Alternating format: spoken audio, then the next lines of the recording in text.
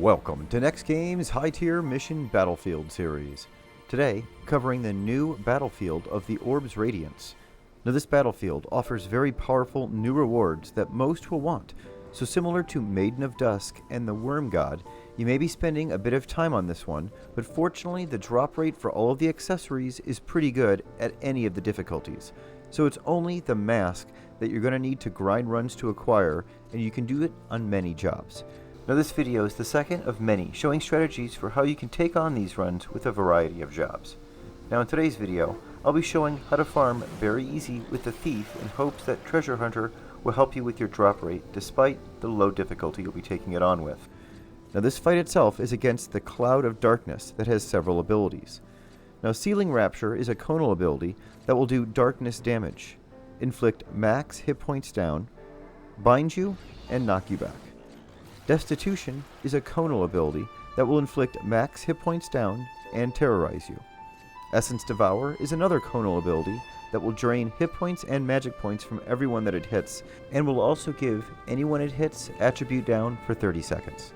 Now due to all of these conal abilities, you want to be sure to be facing the cloud away from your trust at all times. Now the final normal ability that you're going to see is called Shearing Undulation, which will inflict defense down and magic defense down on whoever it hits for 60 seconds, and it is an AoE ability. Now in addition to these abilities, the Cloud doesn't attack with normal attacks. Instead, one of 3 special attacks will occur in each attack round. The first is an AoE damage and knockback ability. The second attack is a ranged attack, and the third is a special attack that will reduce the TP of anyone it hits by 25%. Now, these attacks aren't much risk to you, but they will continually wipe your shadows and inflict damage to your trust if they are around and hit with it. So keep these things in mind when it comes to your strategy and positioning.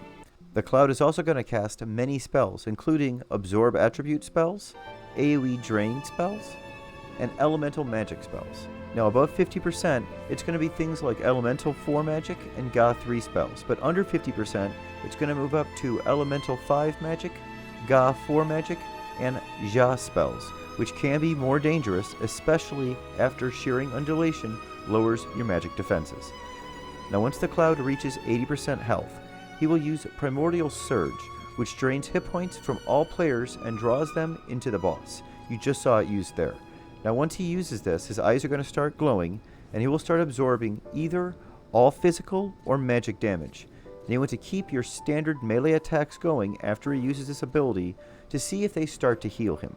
Now if those attacks don't start curing him, that means he's absorbing magic damage, so continue getting your damage in, being sure not to skill chain. Now if those standard melee attacks do start curing him, it means he's absorbing physical damage. You need to turn around immediately and wait for the use of his next ability, which will stop him absorbing damage, and it will also be signified when his eyes stop glowing. So wait till you see those eyes stop glowing before you turn back around again if he's absorbing physical damage. Now you can do magic damage if you have access to it while he's absorbing physical damage, or just kind of wait and use that time to rebuff yourself. Now one of the abilities that he has a chance to use once coming out of Primordial Surge is called Waning Vigor. Now this will inflict AoE damage based on how much damage he absorbed after the use of Primordial Surge. It's also going to imply weakness to anyone it hits, and it is an AoE ability once again. Now this can be a deadly move if you have cured him extensively during the Primordial Surge phase, so be sure to pay attention when those eyes start to glow. Now the second ability used after Primordial Surge is going to summon a random farmer ad, and each ability after that will continue to summon an additional ad until 6 have been summoned on the easy difficulty and 3 have been summoned on very easy. Now each job type of these farmers will have a different aura affecting anyone in the range of them. Fortunately, none of these auras will pose much of a risk to you other than 2. The first is the Dark Knights, whose aura will give you an encumbrance and lock you into the gear that you're presently in place with until he is defeated. Now if you happen to get locked into place to a gear set that you don't like, go ahead and run out of range from him for just a few seconds so that you can change into the gear set you do want, normally a TP gear set with high damage down, and then you can continue fighting him again where it's going to lock you back into that set. Now the second farmer job type that you want to watch out for is Warrior. And that's because he's going to give you a strong attack penalty, making your weapon skills hit for a fraction of their potential damage, and making all the damage you do to both the main boss and any nearby farmers significantly less. So you want to take him out right away, right along with that Dark Knight if they happen to spawn.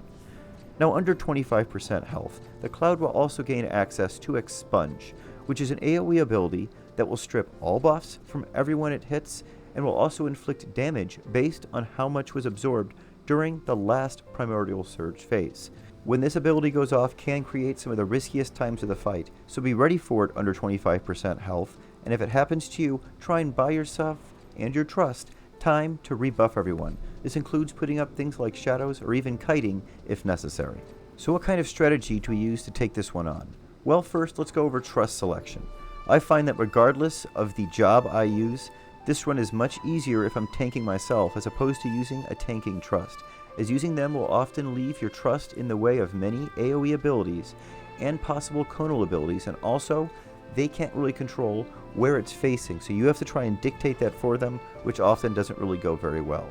Additionally, they often die not even halfway through the run, again negating of their purpose of even being here.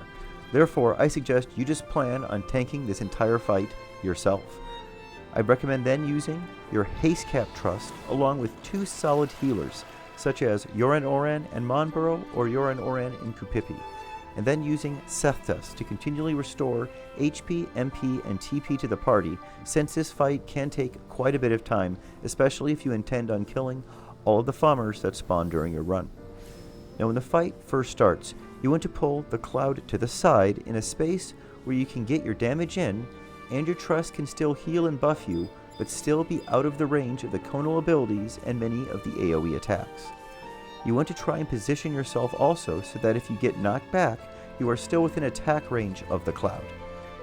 Once you do this, get your damage in the best way you can. All forms of damage will do well, so everything from a 2-step skill chain spam to 5-step Radiance skill chain spam with Magic Burst will work well.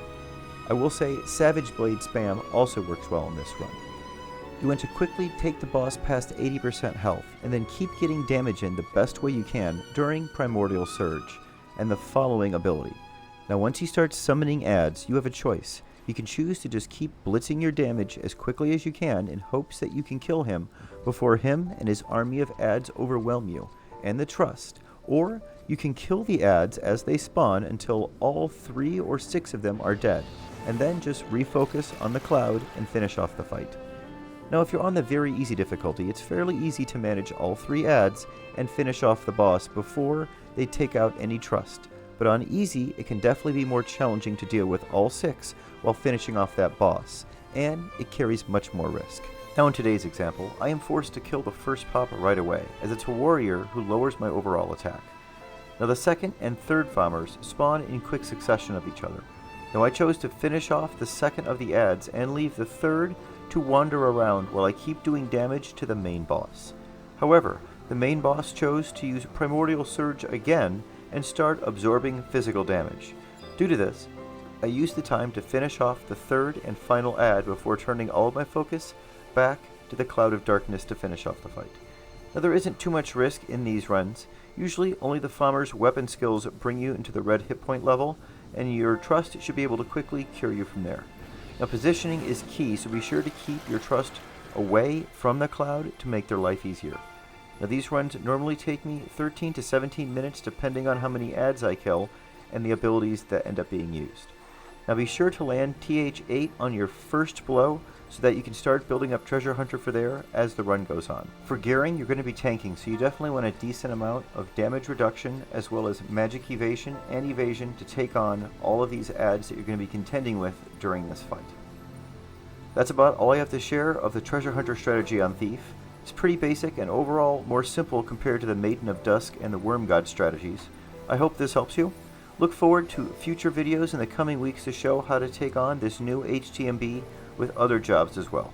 We'll see you then.